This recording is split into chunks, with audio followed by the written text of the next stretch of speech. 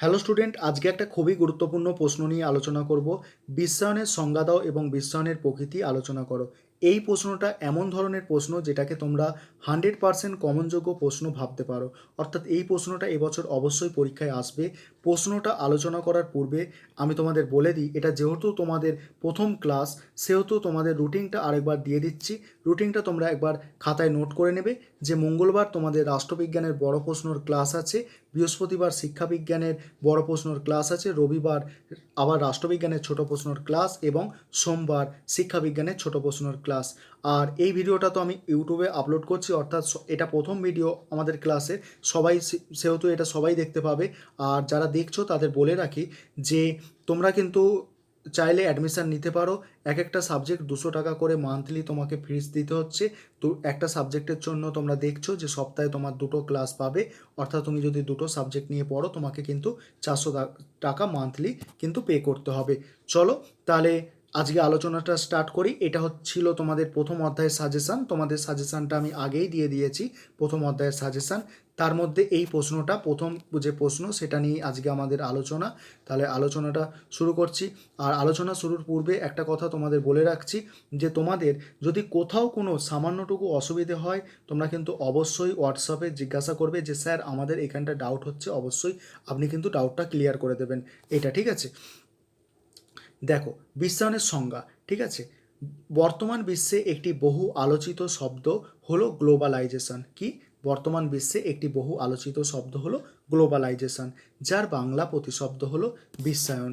তবে তবে এর কোনো সর্বজন গ্রাহ্য সংজ্ঞা নেই। সর্বজন গ্রাহ্য সংজ্ঞা বলতে কি সবাই মেনে নেবে এরকম কোনো সংজ্ঞা কিন্তু বিশ্বায়নের নেই, ঠিক আছে। তারপর দেখো, সহজ কথায় বিশ্বায়ন সমগ্র বিশ্বজুড়ে প্রযুক্তি ও বাণিজ্য বিস্তারের কথা বলে। কি বললাম? যে বিশ্বায়ন সমগ্র বিশ্বজুড়ে প্রযুক্তি এবং বাণিজ্যের বিস্তারের কথা বলে। বিশ্বায়ন চায় সমগ্র বিশ্বকে একটি বাজারে পরিণত করতে, যেখানে দেশীয় বাজার ও বিদেশি বাজারের মধ্যে কোনো ব্যবধান থাকবে না। যে দেশ যে জিনিস ভালো উৎপাদন করে তা বিদেশে রপ্তানি করবে এবং বিদেশি মুদ্রা রোজগার করবে। তা কি বললাম? যে দেশ যে জিনিস ভালো উৎপাদন করে তা বিদেশে রপ্তানি করবে এবং বিদেশি মুদ্রা অর্জন করবে। অন্যদিকে যা সে উৎপাদন করতে পারে না, ঠিক আছে, যা সে উৎপাদন করতে পারে না সেই জিনিস বিদেশ থেকে আমদানি করবে। অর্থাৎ বিশ্বের প্রতিটি রাষ্ট্র পরস্পরের ওপর নির্ভরশীল হবে। এক কথায় বিশ্বায়ন বলতে বোঝায় সমগ্র বিশ্বকে একটি বাজারে পরিণত করা, ঠিক আছে। একটা বাজার, একটা কমন একটা বাজারে পরিণত করতে চাইছে সমগ্র বিশ্বকে এই বিশ্বায়ন প্রক্রিয়াটা। এবার দেখো, বলছে একে এমন এক বিশ্বব্যাপী প্রক্রিয়া বলে চিহ্নিত করা যায় যাতে রাষ্ট্র সংক্রান্ত ধারণার অবসান ঘটিয়ে রাজনৈতিক, অর্থনৈতিক, সামাজিক ও সাংস্কৃতিক ক্ষেত্রে বিশ্বব্যাপী আদান প্রদান চালানো সম্ভব হবে, ঠিক আছে। তারপরে দেখো, যে একজন রাষ্ট্রবিজ্ঞানীর নাম জোসেফ টিগলিস বলেছেন বিশ্বায়ন হলো বিশ্বের বিভিন্ন দেশ ও জনগণের মধ্যে এমন ঘনিষ্ঠ, এটা এমন লেখা আছে, এমন ঘনিষ্ঠ সংগতি সাধন যা পরিবহন ও যোগাযোগ ব্যয় অস্বাভাবিকভাবে হ্রাস করেছে। যা পরিবহন ও যোগাযোগ ব্যয় কি অস্বাভাবিকভাবে হ্রাস করেছে। অধ্যাপক অধ্যাপক রবার্টসন, ঠিক আছে, এই অধ্যাপক রবার্টসনই বিশ্বায়ন ধারণাটির প্রবর্তক এবং তিনি একে আনুষ্ঠানিক রূপ দেন এবং সংজ্ঞায়িত করেন। তারপর দেখো, রবার্টসনের সংজ্ঞা অনুযায়ী বিশ্বায়ন হলো পৃথিবীর বিভিন্ন রাষ্ট্রগুলির মধ্যে অর্থনৈতিক, রাজনৈতিক, সাংস্কৃতিক, সামরিক ইত্যাদি ক্ষেত্রে পারস্পরিক নির্ভরশীলতার অবস্থা, ঠিক আছে। তারপরে বিশ্বায়নের আমরা প্রকৃতি পড়ব। দেখো, বিশ্বায়নের প্রকৃতিকে মূলত যে সমস্ত দিক থেকে আলোচনা করা যেতে পারে সেগুলি হলো অর্থনৈতিক দিক, ঠিক আছে। বিশ্বায়নের প্রকৃতিকে আমরা কয়েকটা ভাগে ভাগ করে কিন্তু এখানে পড়ব। একটা হচ্ছে অর্থনৈতিক দিক, আর তার মধ্যে একটা হচ্ছে অর্থনৈতিক দিক। এটা প্রথমে ভালো করে বুঝে নেবে।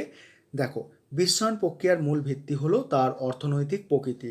আন্তর্জাতিক অর্থভাণ্ডার, যেটাকে IMF বলে, বিশ্ব ব্যাংক মানে ওয়ার্ল্ড ব্যাংক, গ্যাট চুক্তি, বিশ্ব বাণিজ্য সংস্থা অর্থনৈতিক বিশ্বায়ন প্রক্রিয়াকে কী করছে? বাস্তবায়িত করে। তারপরে দেখো, অর্থনৈতিক ক্ষেত্রে বিশ্বায়ন প্রক্রিয়ার প্রধান দিকগুলির মধ্যে রয়েছে, অর্থনৈতিক ক্ষেত্রে বিশ্বায়ন প্রক্রিয়ার যে প্রধান দিক তার মধ্যে রয়েছে বিশ্ব বাণিজ্যের দ্রুত প্রসার, লগ্নি পুঁজির অবাধ আদান প্রদান, লগ্নি পুঁজি মানে কি, কোনো বিদেশে লগ্নি করা, ঠিক আছে, এইরকম আর কি।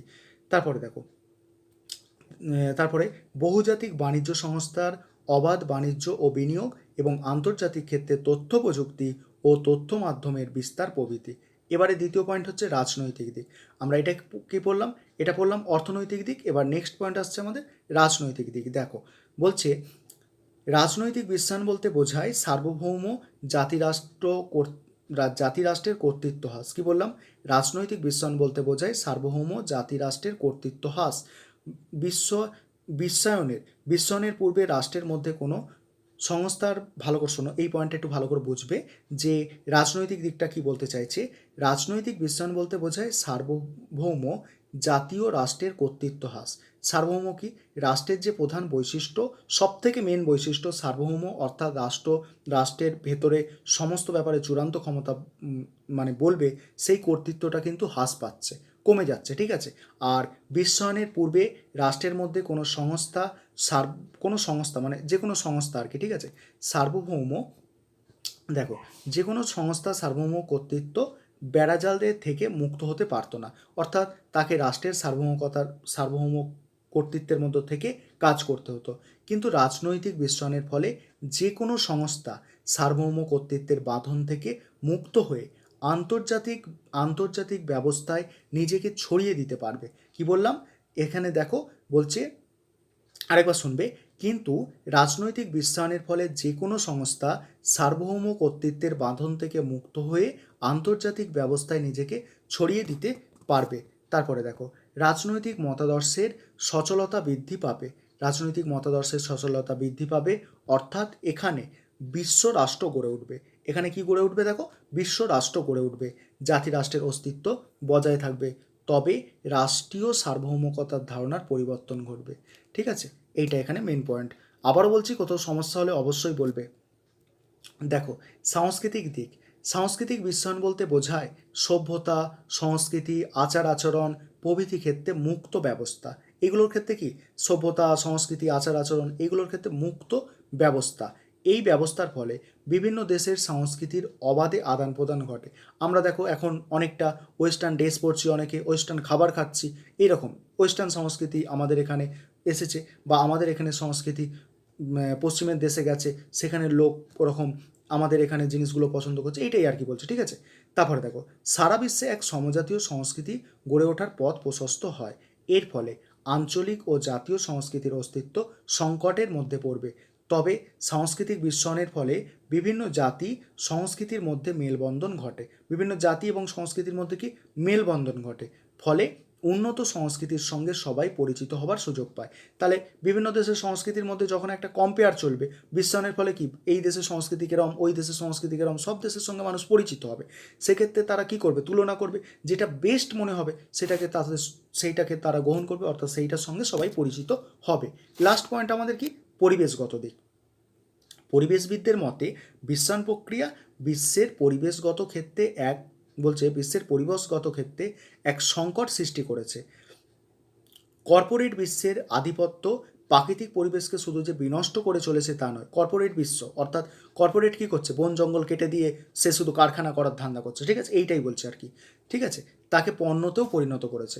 তারপরে দেখো, পরের যে আমাদের একটু মূল্যায়ন বাকি আছে, আর একটা দেবে, এই লাইনটা দিয়ে দেবে, পরিবেশবিদ বন্দনা শিবা তার গ্লোবালাইজেশন অ্যান্ড এনভায়রনমেন্ট গ্রন্থে তার মতামত ব্যাখ্যা করেছেন, ঠিক আছে, এই বিশ্বায়ন প্রক্রিয়ার ব্যাপারে। এবার মূল্যায়ন, বা এটা উপসংহার বলেও তোমরা লিখতে পারো। বিশ্বায়নের ধারণা বহুমাত্রিক, কারণ এখানে অর্থনৈতিক, রাজনৈতিক, সাংস্কৃতিক বিশ্বায়নের সমন্বয় ঘটেছে।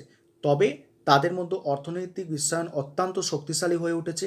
বাজার অর্থনীতি যে বিশ্ব সংসারের প্রাধান্য, এখানে একটু ভালো করে দেখবে, বাজার অর্থনীতি যেন বিশ্ব সংসারের প্রধান চরিত্র হয়ে দাঁড়িয়েছে। তবে দেখতে হবে এর ফলে জাতিরাষ্ট্রের স্বার্থ যেন ক্ষুণ্ণ না হয়। ঠিক আছে, এটাই ছিল আজকের ক্লাস। আশা করি তোমরা বুঝতে পারবে, ঠিক আছে। আর কোথাও কোনো সমস্যা যদি হয়ে থাকে তোমরা অবশ্যই আমাকে মেসেজ করে জানাবে, এবং তোমাদের বন্ধুবান্ধবদের বলো যে তোমরা যেভাবে অনলাইন ক্লাসটা করছো তারাও যাতে অনলাইন ক্লাসটা নিতে পারে, বা তারাও যাতে জানে যে এরকম অনলাইন ক্লাস চলছে, সেখানে এইভাবে নোট প্রদান করা হচ্ছে আর এইভাবে পড়ানো হচ্ছে, ঠিক আছে, তারাও যাতে আগ্রহী হয়ে অ্যাডমিশানটা নিতে পারে। এটা তোমাদের দায়িত্ব, ঠিক আছে, তোমাদের উপরেই ছেড়ে দিলাম।